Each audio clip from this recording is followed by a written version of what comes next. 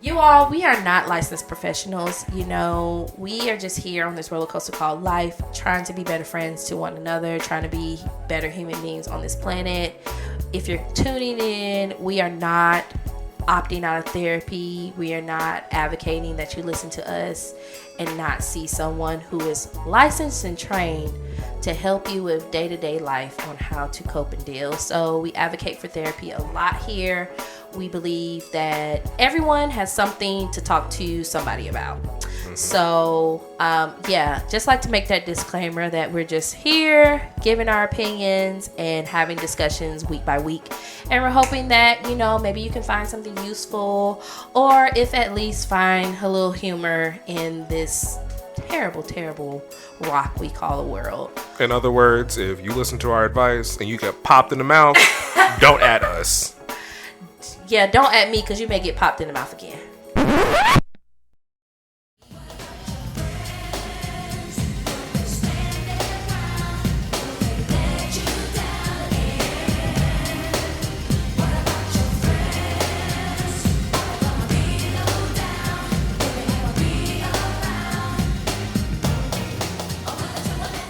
Welcome back to another episode of Friendship University. The podcast where we encourage you to be a little less trash by us being a little less trash every single week, because people are our greatest resource. This week, I'm not going to be joined by a co-host. Our favorite will be back very, very soon. Next week, you'll hear from my co-host, Miki. And we just had to make some things shift while I'm out of town this week. So you know what that means, a solo dolo episode, and that means... And now, Lori Beth Denberg with more vital information for your everyday life. Vital information for your everyday life. We won't go through all the segments that we do. This is going to be a really, really short episode, but I thought because Thanksgiving just passed and we're also coming up on another major holiday, Christmas, that it would be really cool to talk about some of the differentiations and the changes that have happened over time with holidays and traditions, and one of those being Friendsgiving, right? So we just celebrated Thanksgiving, and hopefully you all had an amazing time. Hopefully you were able to connect with, if not family, the friends who are your chosen family. And if you didn't, a neighbor, or just know that our heart is with you. And you know what? If you want to connect, meet me wherever you can. I love to cook a good meal. So this week I'm going to deep dive into the history of Friendsgiving, maybe where it started, how it originated, and, kind of just the evolution of it, right? So Friendsgiving isn't a new term. We've been hearing it for quite some time. It's been blowing up as we've gotten older or as generations have passed. But I did some digging, and I wanted to really, really see where Friendsgiving actually came. And so the term itself actually was coined on Twitter from my recollection, and feel free in the comments, or you can email us to let me know if I'm wrong. Someone tweeted it out in 2007. So they were not going to be able to go home for the holidays, and they were just going to have a really big dinner with a couple of their friends over, and so they called it Friendsgiving. And so that kind of just started to spark what Friendsgiving was. It was put onto social media, which we know anything that's on social media is now out in the world forever. And people started Googling and just studying it. And now it's a huge phenomenon. I mean, I've had multiple Friendsgivings before. I've had in lieu of Thanksgiving, but I've also had them together with Friendsgiving. So Friendsgiving is usually, Webster's term defined it as a celebration that's usually held a weekend or a week before Thanksgiving, and it usually is held somewhere in like a common place, so somewhere that you are familiar with, somewhere like a friend's house or non-family essentially. And by non-family I mean non-blood relatives, right? Because we do sometimes find ourselves in connection with people way closer as family that aren't really our blood. But yeah, so if you think about it in terms of how long the English language has been around, it is a relatively new word. As I said, in 2007, that was 16 years ago, something like that. So it's an informal meal, whereas Thanksgiving was more so a formal meal between family members, and it was a tradition. So when I started to look at it, and I started to look at this kind of like unofficial holiday and how it grew in popularity over the last decade, I thought to myself, like, 2007 couldn't have been the first time that we heard about something like Friendsgiving. I mean, I say myself that I've hosted Friendsgiving, and that was post 2007, but I've also been to Friendsgivings. I remember being in college, and well, I guess that was post 2007 when I went. But I remember in the early 2000s where I was in college and people couldn't go home, and I invited people home with me to come home for Thanksgiving, or I went home with other individuals because I couldn't get home because, sometimes when you go to school out of state or you go to school out of town, it's just a little bit difficult to get back home. And you're gracious enough to come across people who really appreciate having you around, and they really just want to let you know that you're welcome wherever they go. But then I started to think about a little bit more and more of like, no, that doesn't seem right. 2007 still doesn't seem right. So I did a little bit more digging, and I came across the fact that this wasn't posted anywhere, but this is my personal belief. So Friendsgiving isn't relatively a new phenomenon, right? We've seen it in pop culture a lot, especially sitcoms, television, movies, and we talk a lot on this podcast about how friendship is depicted in film and media and pop culture and just different things like that.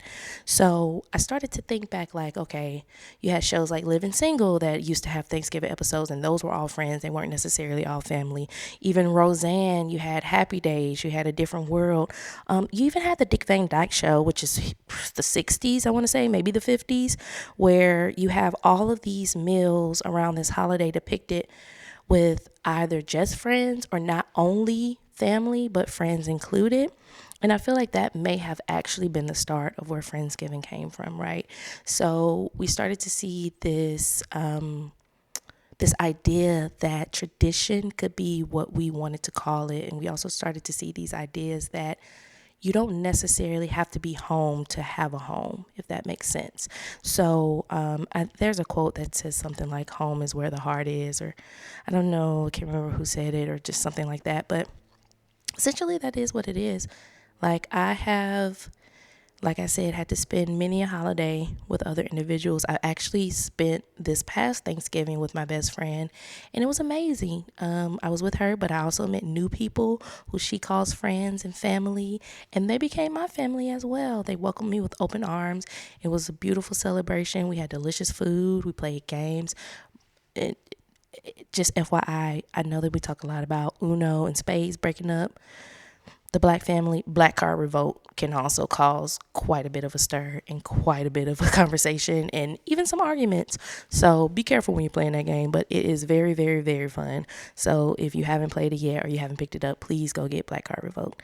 And that's not an ad. That's just something. I've been playing that game for I don't know how long, since it came out, I think. And I have I don't run across a lot of other people who have that game, so it's super fun to see these individuals have that game, and we got a chance to play it with black and non-black people, so that was even more hilarious.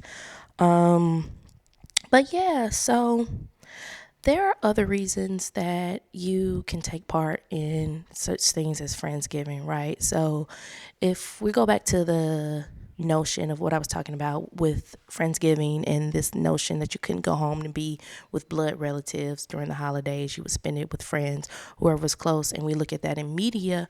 A lot of these times, a lot of these individuals, they were in other cities and they couldn't go home, but they did make friends, or they had close people to them in proximity that they were able to go to. And that's the case for a lot of people. If we go back to 2007, I was able to also dig up that there were quite a bit of college students who couldn't go home because of the recession and because of things that were happening financially. If they were in a city that wasn't relatively close, where they could either drive if they had a car, or hitch a ride, or even catch a bus or a transit or an Amtrak or something like that, they didn't have an option. And so I think back now on my college years, and I remember seeing on television how individuals would be stuck on campus during the holidays. And I thought to myself, like, how does that happen? Like, you don't have anywhere to go, you don't have any family, or you don't have.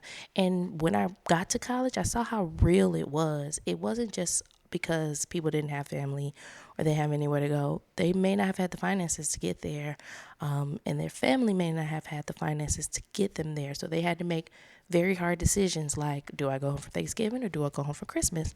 Okay, I won't go home for Thanksgiving, I'll go home for Christmas. Or maybe they just weren't on good speaking terms with their family, and it felt more comfortable to be alone on campus. And if anyone out here is listening, you've ever been to an institution and you have lived on campus or you've had that college experience, the holidays are super quiet. Like there's no one on campus. Not even the faculty and staff are there most times. And I think, like, I'm thinking back to my own university experience, and I feel like maybe the week of Thanksgiving, even the cafeteria was closed. I can't really verify that. I can't remember. But yeah, certain things like that happen. So we have this thing where people are coming together and they're saying we're going to just start making our own new traditions. And we're going to say, you know what?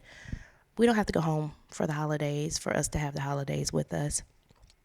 So for those people going home for Thanksgiving, which is essentially a long weekend, a lot of times you get the week off or you get a couple of days added on and it elongates the weekend. That also may not make sense, right? So again, it goes back to that notion of, do I go home for Thanksgiving or do I go home for Christmas? If I have longer off for Christmas, then maybe I'll just skip Thanksgiving, and that's just a sacrifice that I have to make. So we also get into one of the buzzwords over the last couple of years, which is toxicity, right? Oh my God, you all know how I feel about buzzwords. But there's this notion that it's just better to not deal with family than to go home for the holidays. And as the generations grew, you had millennials, which I am, and you had the Gen Zers and everyone growing up. And we kind of realized, like, we don't actually have to be around you if we don't want to. Yeah, so it may come off like selfish to the older generation or even like disrespectful, but there's been a lot of growing up that's happened with these generations that have been coming up, my generation included. I'm a millennial, that has said, like, I don't want to deal with what I don't want to deal with when it is at the expense of, let's say, my mental health, or is at the expense of my physical health sometimes, or just at the expense of my peace. I don't know who else has gone through this when they were growing up, but there was always this notion that you're just too young to be tired and you're just too young to feel this way. And I don't think that's true. I think that, yeah, as you get older, there are levels to tiredness. There are levels to the way that you feel in certain capacities, but you're never too young to feel tired of something or over it, or just like you don't want to deal with it, right? That comes back to the autonomy of being a human being. Like, everyone should have the peace and the space to be who they are and express their emotions in a healthy and efficient way. So, yeah, I thought it would be interesting to just talk about that. I don't really have a lot as it pertains to that. That's Friendsgiving. That's what I've been able to learn so far. And like I said, this was a short snippet because I didn't want to leave you all hanging for Friendship Friday. And you all will hear from your favorite co-host, Miki, next week. We'll be back in action. But yeah, that is all that I was able to come up with for Friendsgiving. A lot of it was just my own experience and what I was able to find as far as historical context is concerned. If you all haven't checked out some of the iconic Thanksgiving episodes and TV sitcoms, please do. I will try to find a link with the top episodes of, I guess, my generation and generations beforehand of Thanksgiving episodes. A lot of those will depict a lot of the things that we were talking about. Like I said, living single, even Friends had their Thanksgiving episodes, and every year it was a Friendsgiving for the most part. So we'll end with our quote of the day for this week, and that is some of the best families are the ones you choose to belong to. That is unknown. So yeah, you all know where to find us. All of our handles will be in the description box below. You can find us. We are at Funny Podcast on all platforms. That's FUNIPODCST. That is on Instagram. That is on TikTok. That is on Twitter. You can also email us at friendshipuniversitypodcast@gmail.com. You know we love hearing you all stories and we love getting knee deep in your business. So we will see you next week for Friendship Friday. Peace.